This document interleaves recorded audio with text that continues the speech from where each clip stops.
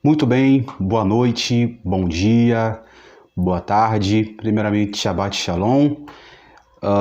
Que Deus venha abençoar a todos vocês. Quero compartilhar com vocês uma passagem bíblica na Brit Hadash. A Brit Hadash é o Novo Testamento no hebraico. O livro de Atos, capítulo de número 9, a partir do versículo de número 36.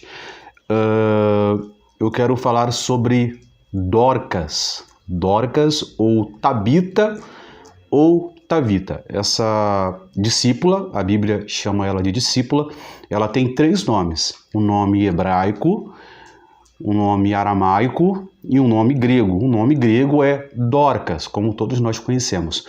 O nome aramaico é Tabita.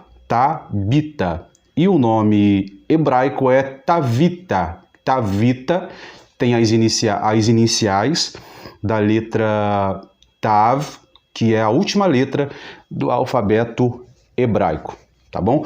Dorcas, Tabita ou Tavita, ela foi uma talmida, que significa discípula, a primeira mulher que aparece no Novo Testamento como discípula.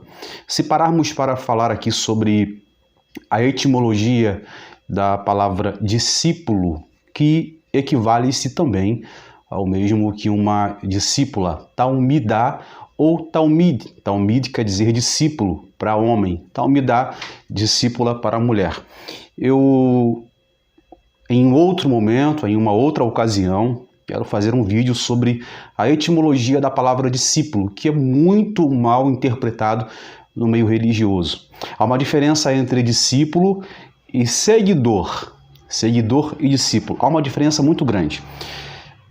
Essa mulher notável por nome de Dorcas, que é no grego Tabita ou Tavita, que significa gazela, a tradição cristã diz que há uma possibilidade dessa mulher ser a filha de Jair. Jair é Jairo, o Nasser da Yeshivá, ou seja, o príncipe da sinagoga.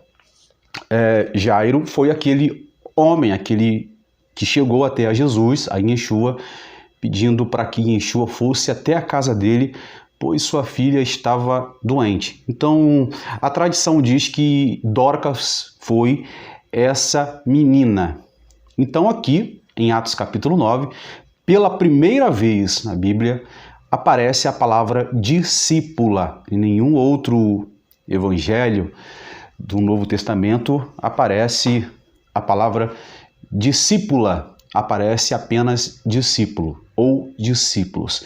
Vamos ler aqui o capítulo de número... Eu vou ler aqui em duas traduções, tá? A tradução judaica, que é do Rabino David Ster. Essa Bíblia é muito boa. Para quem quiser adquirir, você pode comprar pelo Mercado Livre. Ela custa entre 50 a 70 reais. Ou você pode encontrar também nas livrarias evangélicas aí próxima da sua casa, no shopping, num bazar evangélico.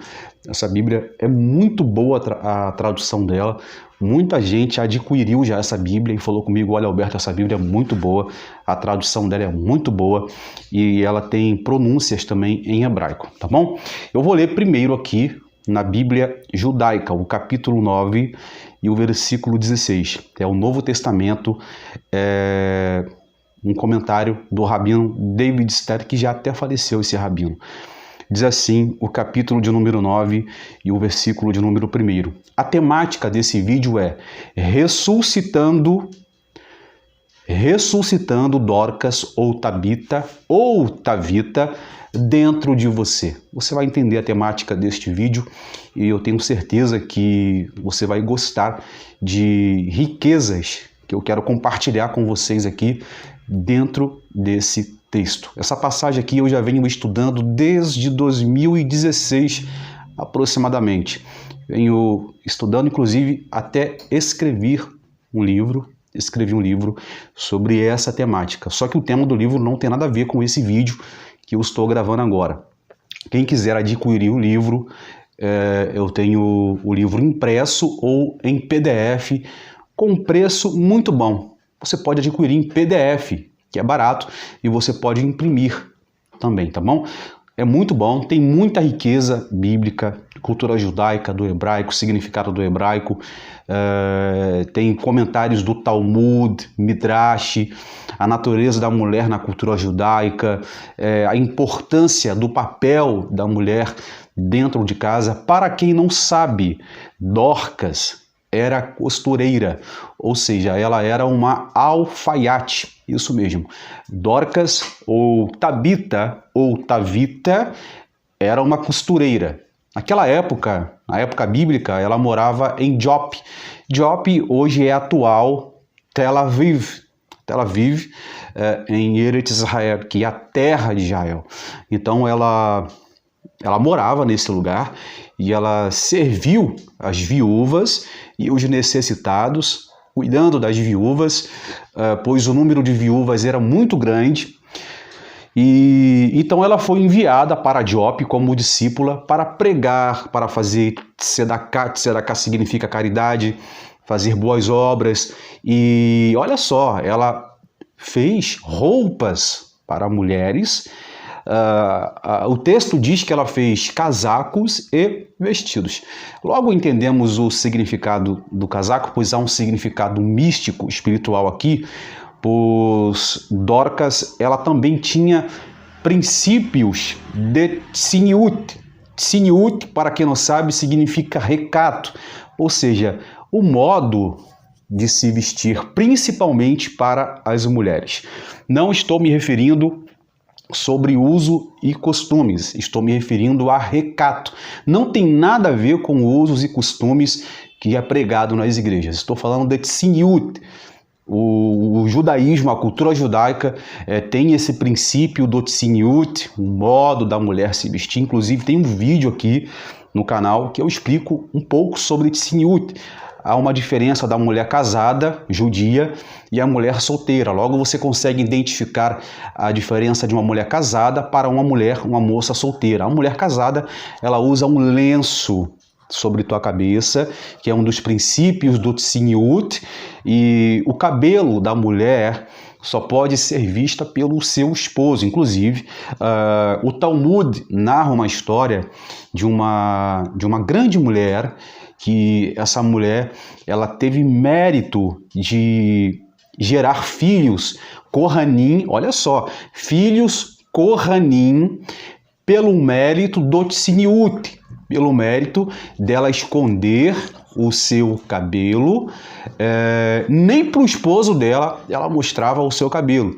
Os nossos sábios do Talmud diz que através da modéstia dela, do tzniut, desse princípio, ela teve o privilégio de gerar filhos Kohanim, filhos sacerdote. Minha cachorrinha aqui, essa aqui é uma cachorrinha que eu adotei. Dá para ver aqui, não dá para ver muito não, porque a câmera está um pouco alta. Eu botei ela aqui dentro porque se eu colocar ela no quintal, ela vai latir muito e vai atrapalhar a gravação aqui, tá bom? Mas vamos continuar aqui nessa temática. Olha só, então aqui logo entendemos que Dorcas ou Tabita ou Tavita era uma discípula. Ela foi enviada para Jope, ou ela residia em Jope. Não temos registros históricos sobre o local, a geografia que ela morava, mas o texto diz que ela estava em Jope. Há uma possibilidade dela ter sido enviada para Jope devido ao número de viúvas desamparadas. Então ela teve um ministério muito autêntico, muito produtivo, muito eficaz em Jope para cuidar das viúvas e dos necessitados. Eu nem li aqui, mas eu já estou elaborando, falando uma introdução sobre Dorcas, tá bom? Vamos continuar aqui, eu já quero ler. Esse vídeo vai ser um vídeo resumido, tá bom? Olha só, então aprendemos que ela tinha princípio de tzniut, ou seja, quando o texto diz que ela fazia vestidos e casacos para as viúvas, isso também significa que naquele lugar fazia frio, como também fazia calor. Também ela ensinava aquelas mulheres o modo de se vestir, ok? Outro princípio que podemos extrair desse texto, à luz da cultura judaica, olha a importância de nós estudarmos a cultura judaica.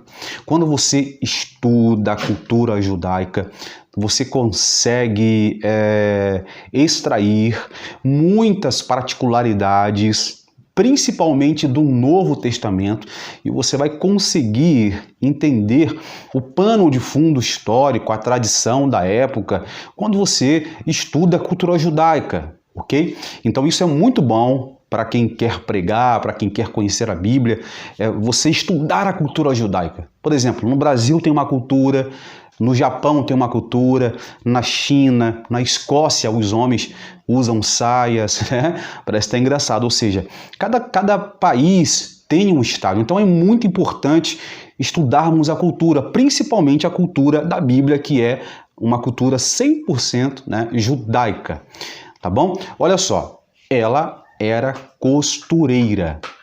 Mas o que tem a ver se ela é costureira com o que você está falando aqui agora? Gente, há mistérios e segredos espirituais para extrairmos somente aqui sobre Dorcas. Olha só, ela era costureira, alfaiate. Na época de Dorcas não existia aquelas máquinas de costura como nos dias de hoje, aquelas máquinas industriais que dá para fazer ali uns 10 vestidos por hora. Não, naquela época era uma agulha.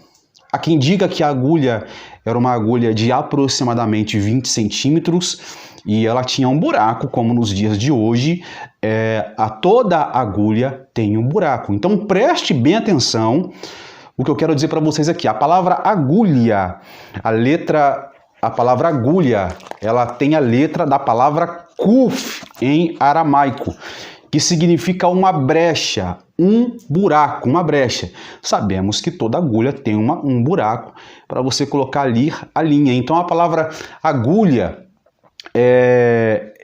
vem da letra kuf, uma letra aramaica que significa, né, kuf ou agulha, ou seja, um buraco. E olha só, o que podemos extrair daqui, uma aplicabilidade para a nossa vida espiritual. Olha só, há uma passagem no livro de Shir HaShirim, que é o livro dos Cânticos, que Salomão de Meller, que é o rei Salomão, ele fala em seu cântico que faça uma abertura para mim. Os nossos sábios dizem que essa abertura significa agulha, ou seja, agulha e linha, linha e agulha. O que Deus quer de nós é que nós deixamos um espaço, uma abertura para ele entrar, para ele trabalhar. No livro do profeta Ezequiel, do Hanavi, Ezequiel capítulo 22, Deus ele adverte ali o povo de Israel, a nação de Israel, os líderes, os príncipes da cidade, dizendo o seguinte: olha, eu procurei dentre vocês um homem que estivesse tapando o muro e fechando a brecha, porém não encontrei ninguém. Ou seja, Deus ele procura pessoas que estão ali na brecha, que estão tapando a brecha, ou seja, pessoas que estão dispostas a fazerem algo para Deus. Então, nós, olha só, nós somos uma agulha que Deus ele quer usar. E a linha significa as boas obras. A linha é para costurar. Porém, a linha também tem um significado místico, pois com uma agulha e com uma linha você pega um pano e você consegue transformar aquele pano, aquele trapo, em uma vestimenta. Quando você compra um trapo, um pano numa loja, para você fazer uma roupa, aquele pano é apenas um pano, mas quando você começa a costurar aquele pano, você começa a fazer daquele pano uma roupa, um vestido, um paletó, um terno, já não é mais um pano, aquilo ali se transforma em uma roupa, ou seja, já não é mais trapo.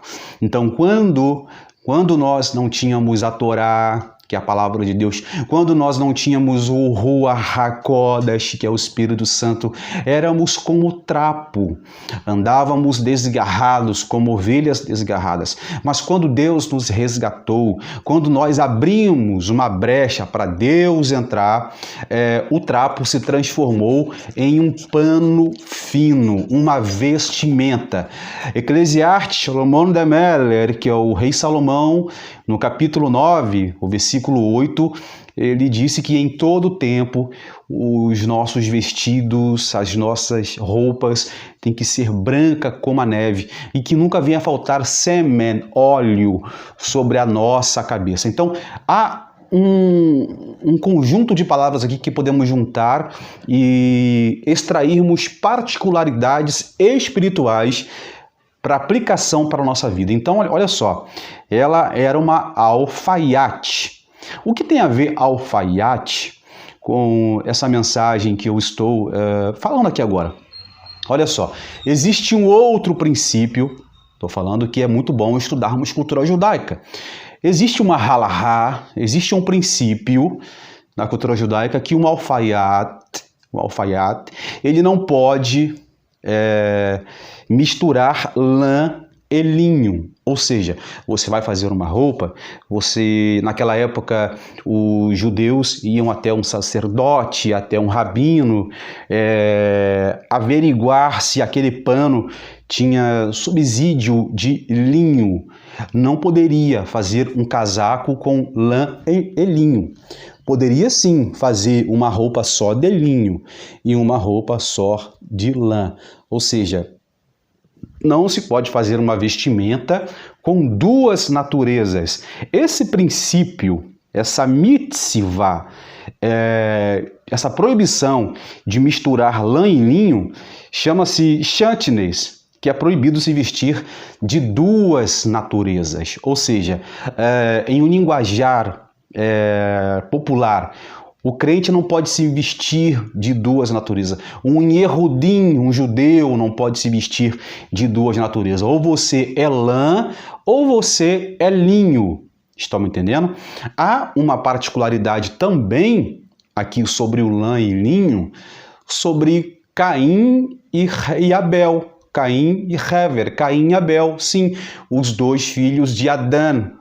Os dois filhos de Adão e Eva. O comentarista Rashi, que é o comentarista da Torá, um dos grandes comentaristas da Torá, diz que quando Caim foi oferecer korbanot, para o Eterno, ali no Mizbeá, no altar, era no dia 14 de Nisan. 14 de Nisan nos lembra o sacrifício de Machia, o sacrifício de Jesus. Então Adão ele pediu para seus filhos levarem corbanotes nesse dia. O que acontece? Caim levou um corban de linhaça, de linho. Porém, Abel levou um corban de um animal que tinha sangue. Ou seja, qual o sacrifício que Deus aceitou? O sacrifício de Abel, que tinha sangue. Porém, o sacrifício de Caim, Deus aboliu porque era linhaça, era linho. O linho aqui, os nossos sábios dizem que traz alusão à natureza do Egito. Então, Adão entendeu, olha só esse mistério, olha só essa profundidade. Então, Adão entendeu que futuristicamente, através de Abel, da descendência de Abel, surgiria uma nação que ia comemorar o Hag Semei Pessa, que é a Páscoa judaica, que todos os judeus evangélicos vão comemorar no mês de Nisan, dia 14 de Nisan. Então, olha só, uma coisa pega a outra coisa. Eu estou lendo aqui falando sobre Dorcas e falando sobre lã e linho, falando sobre linha, falando sobre agulha e já pegando um gancho na Torá, no Tanar. A Torá é a palavra, o Tanar é o assim chamado os profetas, o Antigo Testamento, porque não existe essa divisão de Antigo Testamento e Novo Testamento. Não existe isso. ok? Mas olha só, vamos aqui para a temática dessa mensagem, porque eu estou falando muito aqui, mas é bom falarmos de Deus, falarmos de conhecimento, compartilhar conhecimento. Infelizmente, tem pessoas que não gostam de compartilhar conhecimento, ficam segurando conhecimento, ficam pedindo Pix, dando número de conta, tudo fazendo a Bíblia de comércio. Aqui nesse canal você aprende, eu também aprendo de graça, porque a palavra de Deus é de graça. Ela é de graça, ok? Então, olha só. Vamos aqui começar a mensagem. Eu pude explicar para vocês aqui coisas profundas. Dorcas era costureira.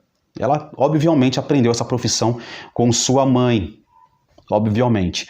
Outra particularidade sobre Dorcas. Ela era da tribo de Naftali. Eu fiz uma busca teológica, hermenêutica dentro da Torá e estudando, eu descobri que Dorcas era descendente, ou seja, era da tribo de Naftali. A tribo de Naftali, ou seja, uma gazela, ok? E essa gazela, ela tinha um chifre sobre a cabeça. A palavra chifre no hebraico é keren, que significa força, que traz alusão ao Machia, e a palavra chifre tem um valor numérico de 350, que no hebraico é in lohi le rolan vaed, ou seja, e ele reinará para todo sempre. Estou lendo aqui porque as letras estão um pouco embaçadas, não dá para ler assim. E olha só, a palavra chifre no hebraico significa ele reina para todo sempre. Quem? Machia, Jesus. O chifre traz alusão à força de um boi selvagem, que é Jesus. Lembramos que Davi de Meller, ele foi ungido pelo profeta Samuel por um chifre de azeite, não por um frasco de barro de azeite, mas ele foi ungido por um chifre. Chifre significa força. Então, olha só, Dorcas, Tabita ou Tavita, era da tribo de Naftali, ela tinha força, ela tinha keren, força, ela tinha uma pegada messiânica para levar a mensagem, tá bom?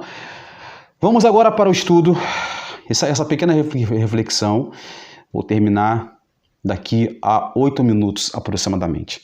Olha só, Tabita, ela tinha um ministério excelente. Uma mulher, uma discípula, ela fazia boas obras. Capítulo 9, a partir do versículo 36, você vai ler. Ela fazia obras de tzedaká e outras obras. O texto diz que naqueles dias, justo naqueles dias, ou seja, justo naqueles dias que ela fazia obras de tzedaká, ela fazia caridade, ajudava as viúvas, ela faleceu, ela foi a óbito, ou seja, ela morre. Então, as pessoas que estavam ali, os discípulos pediram para que uns homens, ou discípulos, fossem até o local onde Pedro estava, que era Lud, para trazer Pedro, para Pedro orar, por Dorcas, para que ela venha ressuscitar. Inclusive, nessa mensagem aqui entra o conceito da doutrina da ressurreição dos mortos, Kehiliat Hamaitim, que é o conceito da ressurreição dos mortos, que é um dos pilares da fé judaica, é a ressurreição dos mortos. Então, olha só, o que significa ressuscitar Dorcas dentro de você? Para você, mulher, para você, homem também. Ressuscitar Dorcas dentro de você significa ressuscitar as boas obras dentro de você.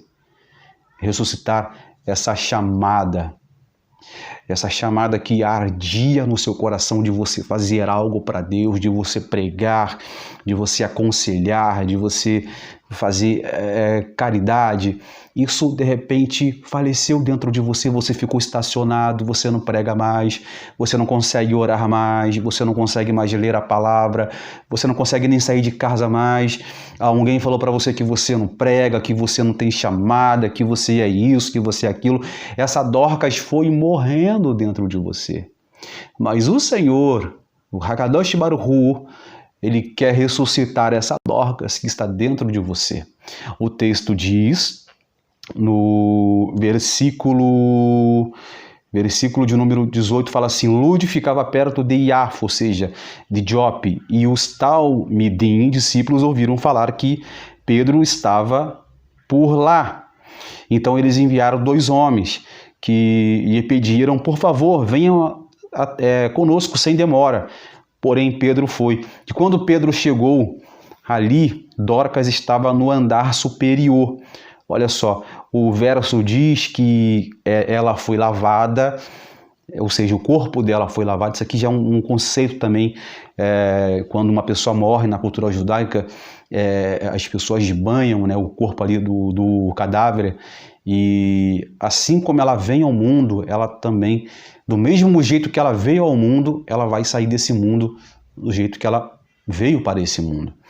No velório, no enterro judaico, não tem o caixão, não existe um caixão. A pessoa é colocada sobre uma maca, coberta por um talit gadol, e a pessoa ali é sepultada. Não existe esse negócio de flores no caixão, não tem isso na cultura judaica. Depois eu vou falar sobre isso. Então Pedro vai até Jope e Dorcas foi levada para o andar superior. Andar superior tem uma linguagem cabalística aqui. Os nossos sábios dizem, a Cabala diz que o lugar superior, andar superior, significa elevações espirituais. Significa elevações espirituais. Isso aqui é algo que eu preciso falar em outra oportunidade. Pedro, quando chega ali, as viúvas começou a chorar e mostrando-lhe os vestidos e casacos que Tabita lhe havia feito enquanto estava com elas. Porém, Pedro colocou todas para fora, fechou a porta e fez uma tefilá, fez uma oração, e Dorcas voltou à vida. Dorcas ressuscitou. Ok? Essa Dorcas precisa ressuscitar dentro de você. Olha, as iniciais do nome Tavita no hebraico tem a letra Tav, que é a última letra do alfabeto hebraico, que significa marca. Guarde bem o que estou dizendo, significa marca. A palavra Tav significa marca, que tem um valor numérico de 400, que significa marca. Traz alusão a Machia, a marca de Jesus, a marca do sangue de Jesus. Você tem a marca de Jesus, de Yeshua. Você tem a marca. O seu ministério vai ressuscitar. A sua chamada vai ressuscitar. Essa chama que está apagada dentro de você, ela vai se reacender. Se você deixar o Ruach HaKodesh, o Espírito Santo, entrar na sua vida. Estou falando para você que está me ouvindo agora, mulher ou homem. Seu ministério foi sepultado, sua chamada foi sepultada, seus sonhos foram sepultados, mas o Senhor está descendo aqui agora, através dessa palavra, não por meio de revelação, mas sim uma revelação do Espírito Santo, pela palavra, que esse chamado tem que ser ressuscitado na sua vida. Tá bom? Eu não posso falar mais porque o aplicativo que eu gravo, ele só permite eu gravar 30 minutos. Mas que Deus abençoe a todos vocês. Lembre-se, Dorcas precisa ser ressuscitada dentro de você, porque Deus ele quer te usar. Dependente das circunstâncias, dependente do que esteja acontecendo com você, Deus ele quer te usar. Ele quer te usar, tirar você desse ciclo. Ele quer virar, ele quer mudar o ciclo. Deus vos abençoe.